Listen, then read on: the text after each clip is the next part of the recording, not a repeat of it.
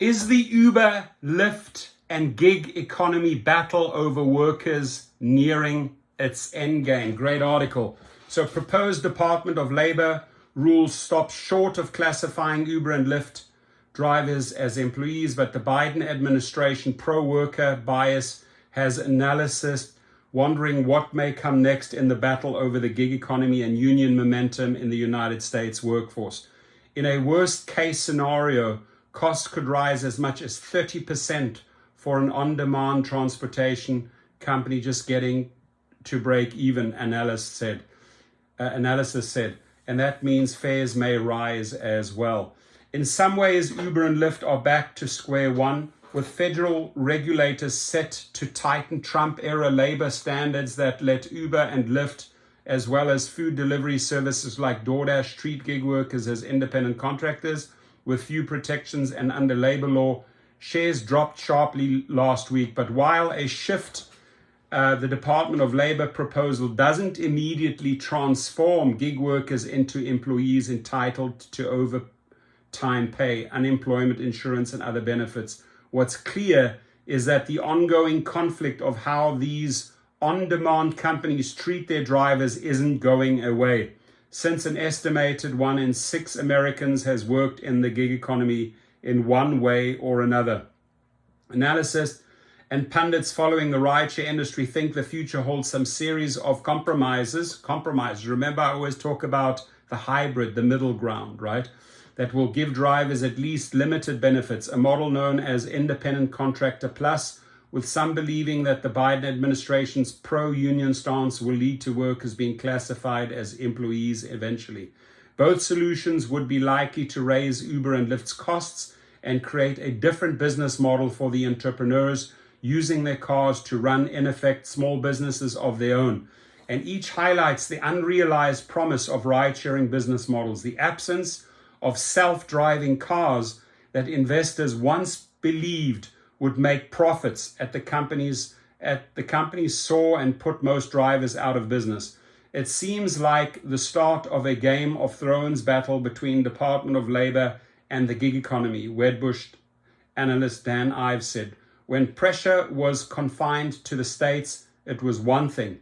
It has added another variable. For now, the rules proposed by the Department of Labor won't make drivers into employees who would also be entitled to benefits such as minimum wage protection, overtime pay, and to be paid when they are at work but don't have a passenger in their car. Such a move would likely also cause pressure on the companies to offer the drivers health insurance and vacation pay, especially for the minority of drivers who do gig work full-time. Though Morgan Stanley analyst Brian Novak said a state-level litigation could also force such change. For now, the Department of Labor rules will apply a broader series of tests to determine who is a truly independent contractor and who is not. The companies point to the flexibility of rideshare employment, which lets drivers set their own hours, as a sign that drivers are independent contractors. Advocates for drivers being treated as employees argue that Uber and Lyft set workers' pay, dispatch them to trips, and monitor their work as closely as they would an employee's, even using technology to ask passengers in mid-ride whether their driver is acting erratically based on a vehicle's speed. The shift in federal policy, largely restoring the status quo under the Obama administration and most of the Trump years since the last administration, didn't loosen the rules until early 2021, comes at a delicate time for both rideshare companies. Each has been promising Wall Street that it will soon turn profitable.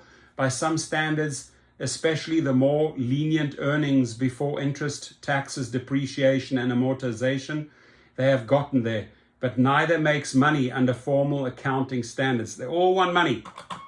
They all want money, ladies and gentlemen, no doubt about it, right? The administration is looking for cash.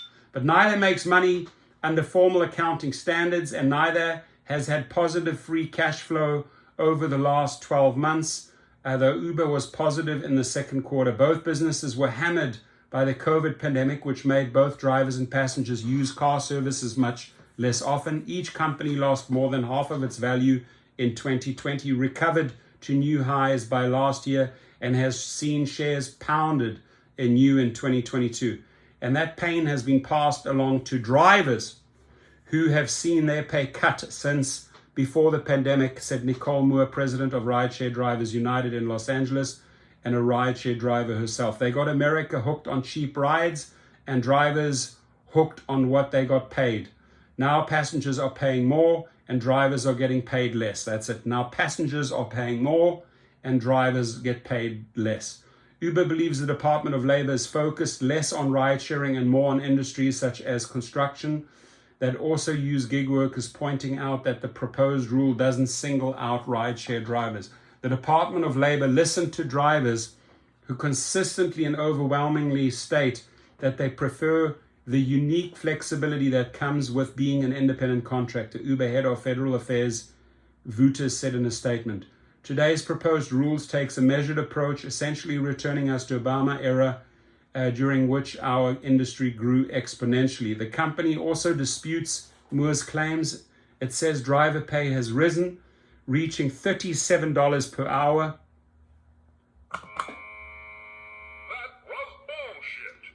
What Uber calls utilized hour. The company's 10Q filing doesn't disclose an average utilization rate or percentage of hours a car is carrying passengers while a driver is on the clock.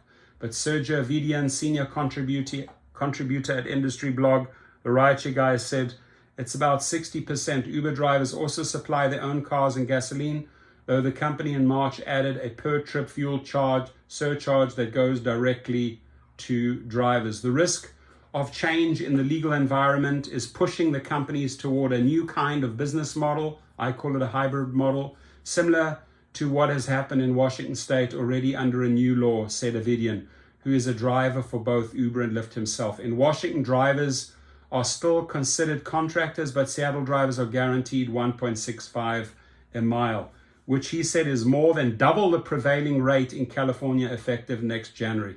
Rates will be lower elsewhere in Washington. They will also get worker compensation insurance, paid time off, and a right to appeal if they are effectively terminated by the companies. If you get terminated by the companies, you come to us. You come to Gig Rocket, ladies and gentlemen, right? Please. If you get terminated, simply come to Gig Rocket and we will help you out. Now, so the bottom line is,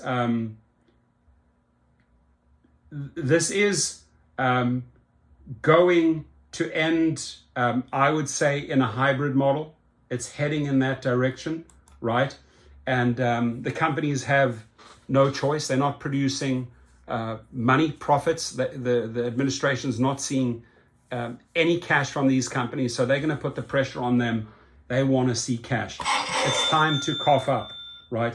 So New Jersey, New York, and Massachusetts are working with the companies on deals similar to the one reached in Washington. The other states need to do this as well. You need to put pressure on your legislators and get what Jersey, New York, and Massachusetts and Washington are getting, right? There's got to be a minimum bar here. It's unacceptable that in Washington there's a $1.65, and in California, for example, you're not even making half of that.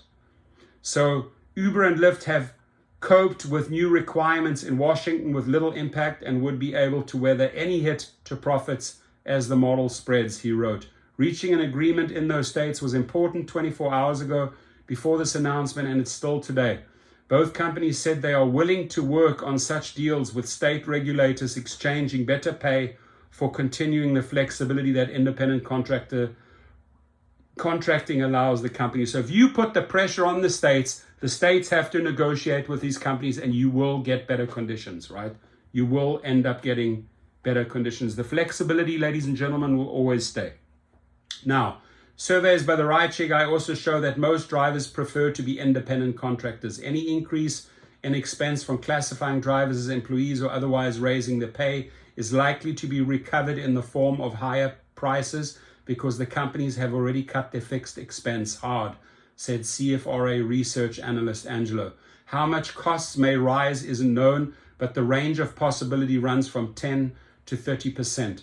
Uber is also pursuing advertising revenue, which may produce as much as 20% of the company's profit before interest. The need to prevent drivers from claiming full employment benefits if regulators ever do classify them as employees is likely to mean the companies pressures drivers to work less than full-time. Companies like Amazon that also use quasi-independent drivers may face some of the same issues as Uber and Lyft. So it may be that they will actually force you to drive less, right? Because they don't want you to fall into that full-time bracket.